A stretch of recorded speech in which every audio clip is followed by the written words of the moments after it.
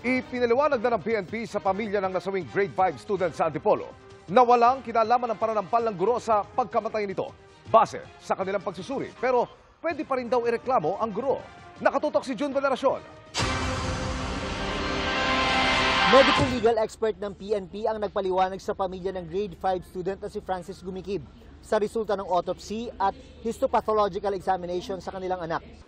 Dito lumabas na wala raw kinalaman ang pananampal ng guro sa pagkamatay ng bata.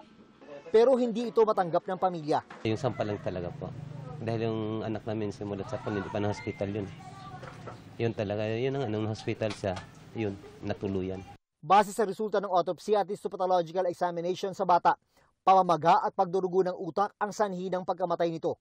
Ipinaliwanag daw ng medical legal expert na isang rare at congenital disease ang naging sanhi ng pamamaga at pagdurugo ng utak ng estudyante.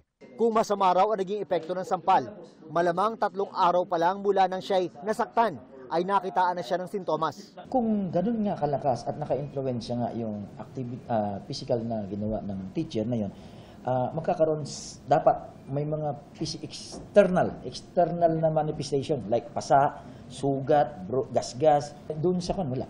Ang nangyari raw, nakapasok pa si Francis sa eskwela at nakapaglaro ng basketball sa loob ng 5 araw bago nakaranas ng pananakit ng ulo.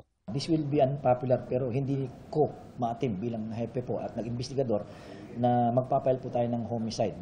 Sabi ng PNP, meron pang ibang grupo ng mga eksperto na nag-review ng resulta bago nila ito inilabas. At kung gusto raw ng pamilya na masuri muli ang katawan ni Francis, pwede raw silang lumapit sa ibang ahensya gaya ng NBI. Sabi ng pulisya, reklamong child abuse daw ang pwedeng isampa laban sa guro dahil sa umano'y pananampal. Sinusubukan pa rin namin makuha ang reaksyon ng inaakusahang guro ng Peña Francia Elementary School.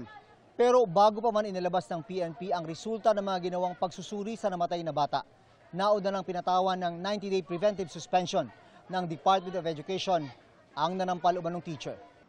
Dahil nagpapatuloy pa ang kanilang investigasyon, sabi ng DepEd, hindi muna sila magkukomento sa resulta na nakalagay sa medical legal report. Para sa GMA Integrated News, June Veneracion, nakatutok 24 oras. Mga kapuso, samahan nyo kaming tumutok 24 oras. Bisitahin at mag-subscribe sa GMA Integrated News sa YouTube. Sa mga kapuso abroad, bisitahin ang GMA Pinoy TV at www.gmanews.tv.